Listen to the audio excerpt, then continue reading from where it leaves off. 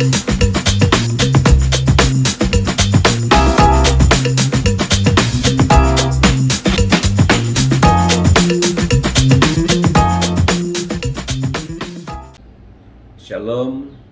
salam sejahtera, salam kasih dalam Tuhan Yesus Kristus kepada semua teman-teman yang ada di serata tempat yang sedang mengikuti Shiri Devotion from Nation pada pagi hari ini. Bertemu sekali lagi bersama Anda sekalian dalam acara kesayangan kita pada pagi ini. Apa kabar Anda sekalian pada pagi ini? Moga sehat, ceria, dan semakin bersemangat hidup bersama dengan Tuhan. Pada pagi ini saya ingin mengajak kita untuk belajar dari satu teks firman Tuhan yang saya ambil dari Yeremia 9 ayat, kita akan membaca dari ayat yang pertama hingga ayat yang kedua. Yeremia 9 ayat 1 sampai ayat yang kedua. Saya akan bacanya sedemikian. Sekiranya kepalaku penuh air dan mataku menjadi pancuran air mata, maka siang malam aku akan menangisi orang-orang putri bangsaku yang terbunuh. Sekiranya di padang gurun aku mempunyai tempat penginapan bagi orang-orang yang sedang dalam perjalanan, maka aku akan meninggalkan bangsaku dan menyingkir daripada mereka. Saudara dan saudari yang dikasihi oleh Tuhan, dalam peristiwa ini, Yeremia seorang utusan Tuhan yang dikehendaki atau diminta untuk menyatakan kebenaran kepada umat Israel. Dia hampir-hampir tidak tahan menghadapi tentangan yang ada, karena dia harus tinggal di antara atau bersama-sama dengan orang yang hidup dalam pemberontakan. Mari kita lihat selanjutnya bagaimana keadaan bangsa ini.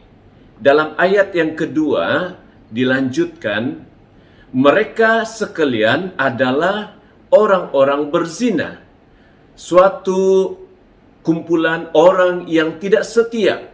Mereka melenturkan lidahnya seperti busur, dusta dan bukan kebenaran merajalela dalam negeri. Sungguh mereka melangkah dari kejahatan kepada kejahatan, tetapi Tuhan tidaklah mereka kenal. Baiklah setiap orang berjaga-jaga terhadap temannya, dan janganlah percaya kepada saudara manapun. Sebab setiap saudara adalah penipu ulung, dan setiap teman berjalan kian kemari sebagai pemfitnah, yang seorang menipu yang lain dan tidak seorang pun berkata benar. Mereka sudah membiasakan lidahnya untuk berkata dusta. Mereka melakukan kesalahan dan malas untuk bertobat. Penindasan ditimbuni penindasan, tipu ditimbuni tipu. Mereka enggan mengenal Tuhan. Saudara dan saudari, teman-teman yang sedang mengikuti Devotion from Nation pada pagi hari ini, dalam situasi ini dikatakan bahwa Yeremia ingin sekali pergi menjauh dari mereka. Dia ingin sekali berhenti mengerjakan panggilan Tuhan untuk bangsa ini. Dari teks pada pagi ini, saya ingin membawa kita untuk merenungkan tema yang saya berikan, yaitu hadapi bukan lari. Hadapi bukan lari. Sebagai orang-orang yang telah diselamatkan oleh karena pengorbanan Yesus di kayu salib, itu tidak berarti perjalanan hidup kita akan bebas dari pelbagai masalah. Itu tidak berarti perjalanan hidup kita akan luput dari pelbagai ujian, dari pelbagai tentangan, atau jalan hidup kita seperti tidak punya masalah apa-apa, mulus, tidak ada hambatan. justru kita semakin dihadapkan kepada tantangan yang jauh lebih besar. Sebab pada hari-hari ini iblis takkan pernah rela kita menjadi milik Kristus seutuhnya. Jika menyadari akan hal ini, tidak perlu kita menghindar atau melarikan diri dari tantangan, melainkan mari kita bersiap untuk menghadapinya. Bukankah firman Tuhan berkata dengan tegas, dalam semuanya itu, baik masalah, ujian, tantangan, kita ini lebih daripada orang-orang yang menang oleh Dia, oleh Yesus yang telah mengasihi kita. Saya percaya Anda dan saya yang sedang mengikuti Devotion from Nation ini tidak akan mau kehadiran apapun masalah dalam hidup kita. Benar? Tidak seorang pun yang mau dihadapkan dengan tantangan, dengan ujian.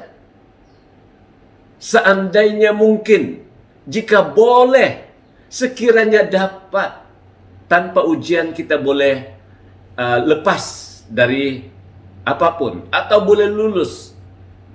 Tetapi dalam ayat 1 dan ayat kedua, dalam pembacaan ini, ada kata yang begitu menarik, yang ditekankan, yaitu sekiranya, seandainya, jikalau.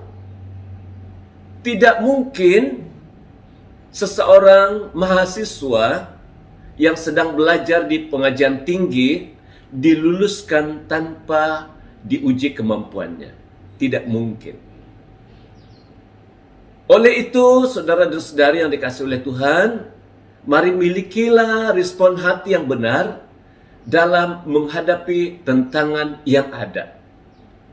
Jika saja Daud lari dari hadangan Goliat, raksasa besar dari Gad itu, ia takkan pernah menjadi satu tokoh besar yang dicatatkan dalam Alkitab.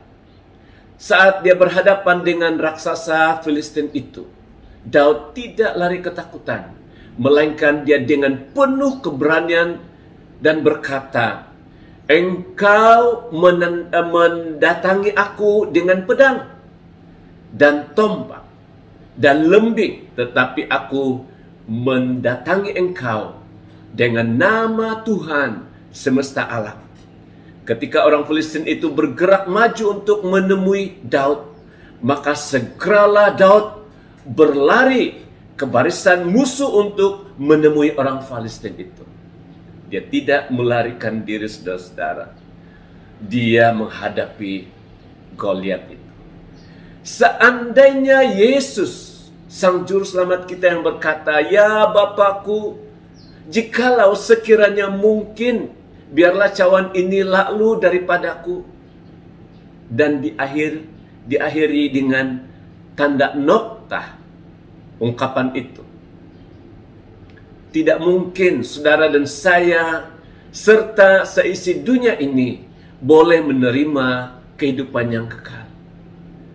Tetapi Tuhan Yesus melanjutkan ungkapan atau kata-katanya kepada Bapa di surga, "Jangan seperti yang ku kehendaki, melainkan seperti yang engkau kehendaki." Haleluya, puji Tuhan. Saudara, karena tidak tahan dengan beratnya, dengan peritnya setiap tantangan, tidak sedikit orang Kristen pada hari-hari ini kehilangan semangat untuk melayani Tuhan. Bahkan mereka berniat untuk mengundurkan diri, malah berkata, "Cukuplah, buat apa susah-susahkan diri?" Inilah tantangan, inilah cabaran yang kita hadapi pada hari-hari ini. Tetapi ingat saudara-saudara, mari kita hadapi setiap tantangan, bukan melarikan diri. Milikilah respon hati yang benar. Milikilah respon hati yang benar. Dengan singkat saya mengakhiri renungan ini dan mengutip ayat dari 2 Timotius 4 ayat 2 yang berkata, beritakanlah firman, siap sedialah baik atau tidak baik waktunya.